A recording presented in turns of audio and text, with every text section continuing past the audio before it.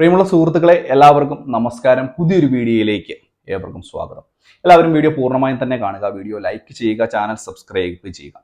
സംസ്ഥാനത്ത് വീണ്ടും മഴ ശക്തമാവുകയാണ്. പല ജില്ലകളിലും ശക്തമായിട്ടുള്ള മഴ ലഭിക്കുന്നു എന്നുള്ള റിപ്പോർട്ടുകളാണ് വരുന്നത്. ഇന്ന് 5ഓളം ജില്ലകളിൽ യെല്ലോ അലർട്ട് പ്രഖ്യാപിച്ചിരിക്കുന്നു. നാളെ 3 ജില്ലകളിൽ ഓറഞ്ച് അലർട്ട് ഉണ്ട് എന്നുള്ളൊരു കാര്യം കൂടി ഒന്ന് പ്രത്യേകം മനസ്സിലാക്കുക.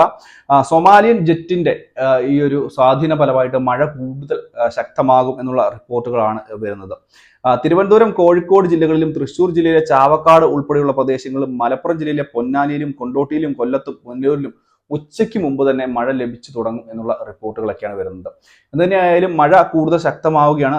പല ജില്ലകളിലും ഓറഞ്ച്, യെല്ലോ അലർട്ടുകളൊക്കെയാണ് നിലവിലത്തെ സാഹചര്യത്തിൽ പ്രഖ്യാപിച്ചിരിക്കുന്നത്. മാത്രമല്ല, നാളെ അതീവ ജാഗ്രത പാലിക്കണം. മഴ കൂടുതൽ ശക്തമാകും എന്നുള്ള റിപ്പോർട്ടുകൾ തന്നെയാണ് വരുന്നത്.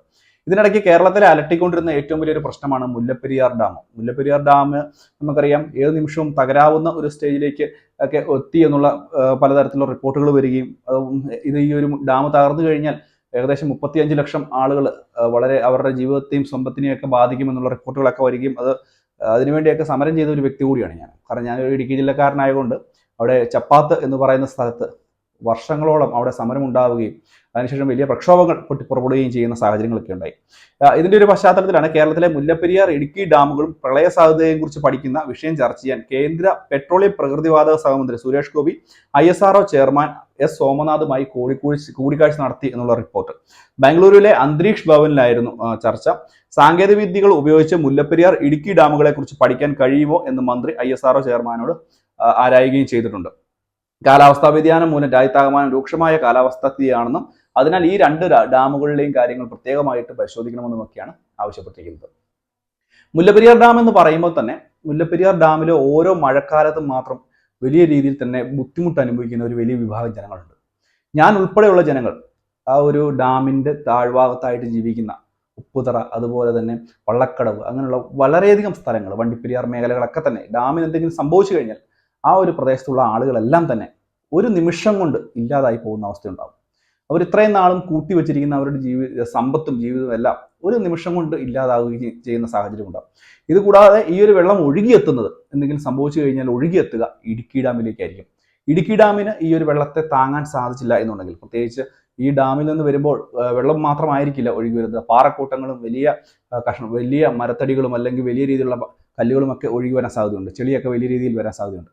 ഈ ഒരു വെള്ളം ഒഴുകി ഇടുക്കി ഡാമിന് ഇത് തടഞ്ഞു നിർത്താൻ സാധിച്ചില്ല എന്നുണ്ടെങ്കിൽ കേരളത്തിലെ അല്ലെങ്കിൽ ലോകത്തിലെ തന്നെ ഏറ്റവും വലിയ ഒരു അപകടത്തിലേക്കായിരിക്കും ഇതെത്തുക.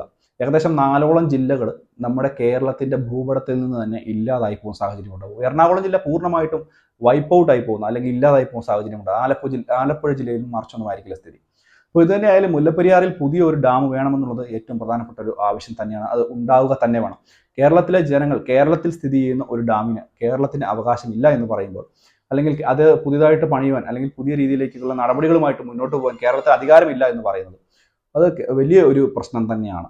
ഇത് തമിഴ്നാട്ടിൽ നിന്നുള്ള ആളുകൾക്ക് ജലം കൊടുക്കണം. പുതിയ ഡാം ഉണ്ടെന്ന് പറഞ്ഞാൽ പോലും വെള്ളം കൊടുക്കുക എന്നുള്ളത് അവരും നമ്മുടെ സഹോദരങ്ങളാണ്. അവർക്ക് വെള്ളം കൊടുക്കേണ്ടതിന്റെ ആവശ്യകതയുണ്ട്. പക്ഷെ പുതിയ ഡാം വന്നാലും വെള്ളം കൊടുക്കാൻ കേരളം തയ്യാറാണ്. പക്ഷേ ഡാം പണിയിക്കാൻ മാത്രം തമിഴ്നാട് അധികൃതരും അല്ലെങ്കിൽ തമിഴ്നാട് സർക്കാരും ഇതുവരെയായിട്ട് ഒരു അനുമതി പോലും തരുന്നില്ല എന്ന് മാത്രമല്ല, അവർ വലിയ രീതിയിൽ ഇതിനെതിരെ പ്രതിഷേധിക്കുകയും സുപ്രീം കോടതിയിൽ പോവുകയും ചെയ്യുന്നു. മാത്രവുമല്ല, നമ്മൾ മനസ്സിലാക്കേണ്ട കാര്യം, കേരളത്തിലെ മുഖ്യമന്ത്രിയും തമിഴ്നാട് മുഖ്യമന്ത്രിയും ചേട്ടനനിയന്മാരെ പോലെയാണ് എന്നാണ് പറയപ്പെടുന്നത്. പക്ഷേ ഈ ഒരു വിഷയത്തിൽ മാത്രം ഇതുവരെയായിട്ടും ഈ ഒരു ചേട്ടനനിയന്മാർക്ക് ഒരു പരിഹാരം കണ്ടെത്താൻ സാധിക്കുന്നില്ല. അപ്പോൾ ഇത് തന്നെയായാലും കേരളത്തിലെ ജനങ്ങളുടെ ജീവനാണ് ഈ ഒരു ഡാമുമായി ബന്ധപ്പെട്ട് തുലാസിൽ നിൽക്കുന്നത്.